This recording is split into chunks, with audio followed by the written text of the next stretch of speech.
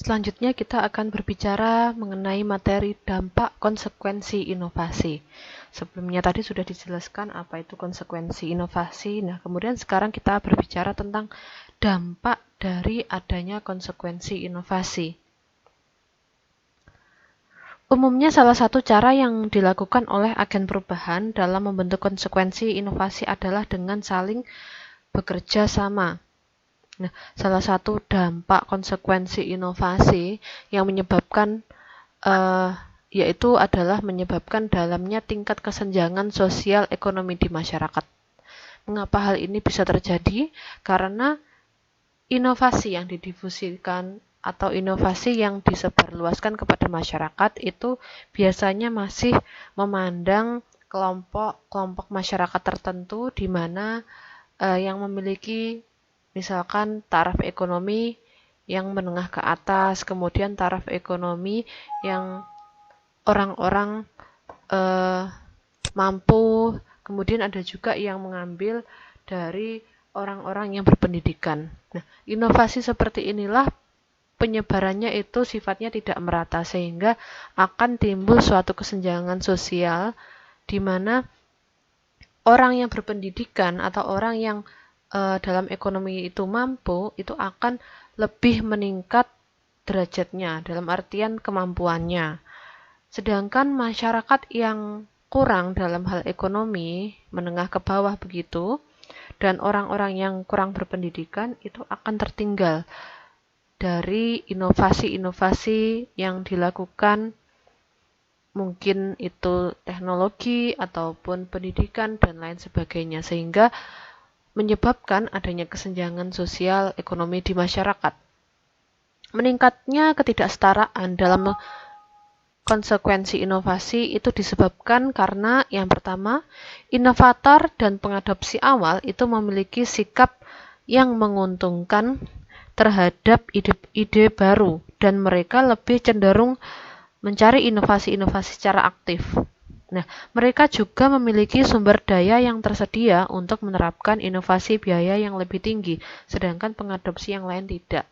Nah, ini salah satu contohnya adalah penggunaan teknologi pada pembelajaran. Biasanya kalau untuk daerah perkotaan, itu kebanyakan wali murid ataupun siswa itu sudah difasilitasi oleh orang tuanya sehingga untuk menerapkan, untuk mengaplikasikan pembelajaran berbasis teknologi itu bisa berjalan dengan kondusif, bisa berjalan dengan efektif karena memang sarana prasarananya ada. Sedangkan bagaimana dengan daerah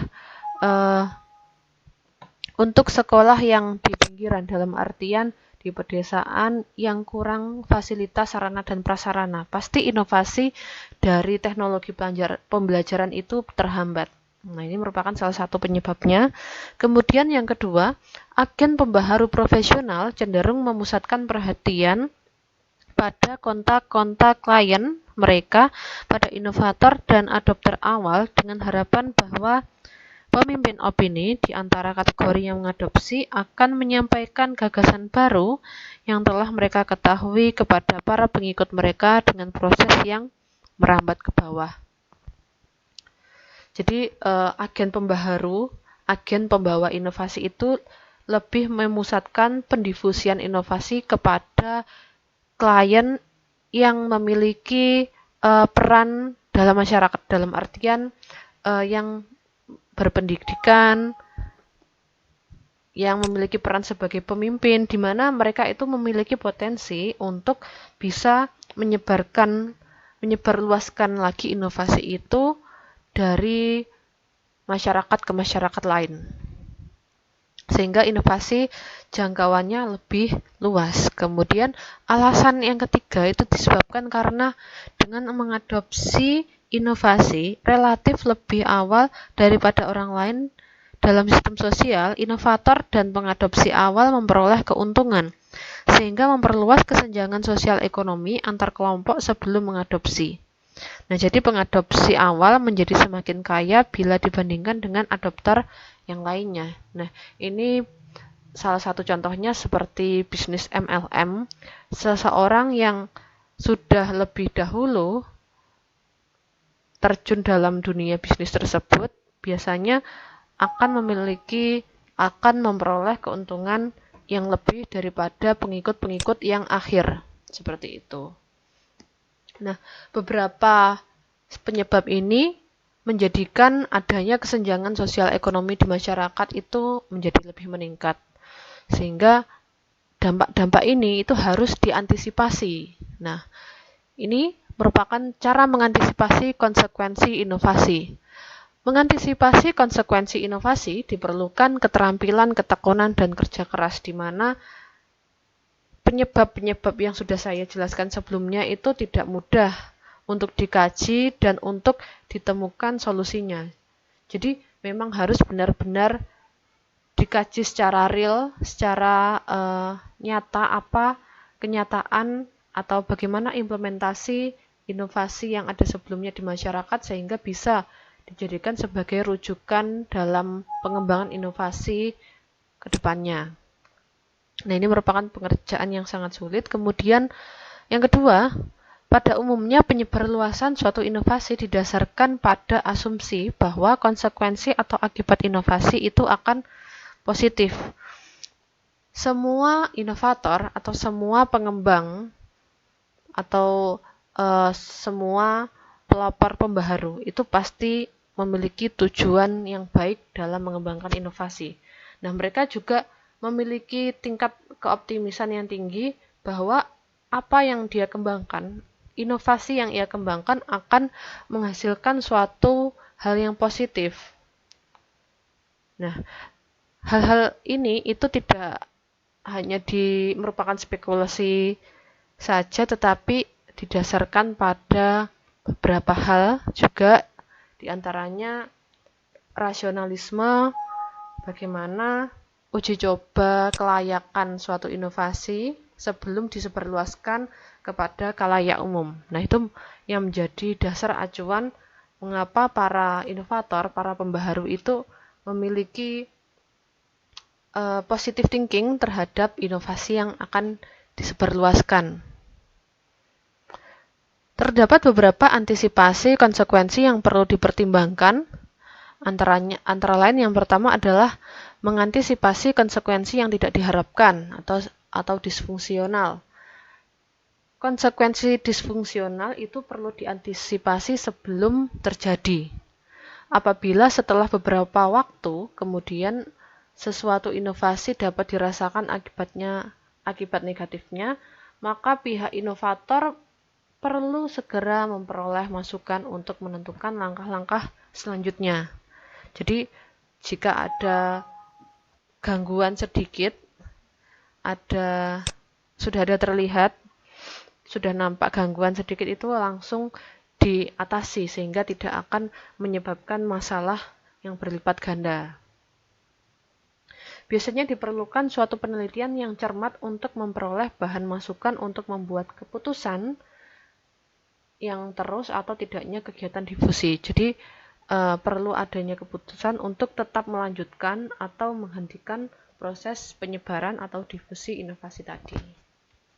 Semua data dalam mengantisipasi ini harus berbasis data, di mana data yang diperoleh itu memang real dari hasil analisis kejadian atau kenyataan yang ada dalam proses difusi inovasi.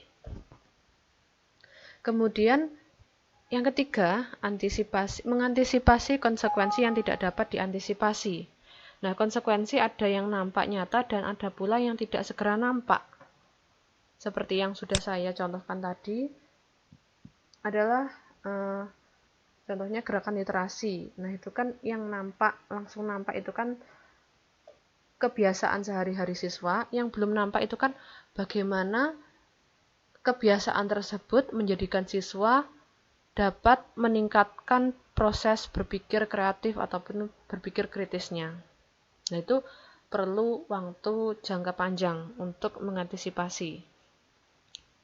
Antisipasinya itu pasti terhadap hal-hal yang berpengaruh negatif, dalam artian tidak sesuai dengan tujuan inovasi itu tadi. Nah, untuk mengantisipasinya itu perlu adanya uji coba, seperti yang sudah saya katakan tadi, harus berbasis data. Data itu bisa diperoleh melalui riset dan uji coba yang sudah dilakukan terhadap sekelompok masyarakat atau sekelompok subjek tertentu yang datanya itu bisa mewakili dari keseluruhan subjek inovasi yang menjadi target kita tadi. Nah, itulah beberapa materi terkait dengan konsekuensi inovasi. Apabila ada hal-hal yang perlu dipertanyakan atau ada hal yang kurang jelas terkait dengan pernyataan saya tadi, bisa langsung dipertanyakan dengan menulis pada kolom komentar. Kemudian saya ingatkan lagi, jangan lupa melakukan presensi dengan mengetik nama pada kolom komentar. Kemudian setelah berakhirnya video pembelajaran ini, silahkan mengunjungi akun SIM Unu Blitar atau akun di Google Class, khususnya pada perkuliahan difusi inovasi untuk mengunduh tugas lanjutan dari video pembelajaran konsekuensi inovasi kali ini. Nanti untuk pengumpulannya langsung saja pada Google Class karena memang pada SIM Unu masih ada gangguan. Nanti dikumpulkan melalui Google Class, saya buatkan tugas di sana. Daftar tugas silahkan dikumpulkan pada daftar tugas itu. Waktu pengerjaan saya beri waktu rentang sampai 1 minggu, 7 hari. Terakhir mengumpulkan berarti hari Jumat minggu depan. Saya akhiri pembelajaran daring asinkron hari ini. Saya ucapkan terima kasih kepada mahasiswa yang sudah menyempatkan waktunya untuk mengikuti video pembelajaran difusi inovasi pendidikan kali ini. Akhir kata, wassalamualaikum warahmatullahi wabarakatuh.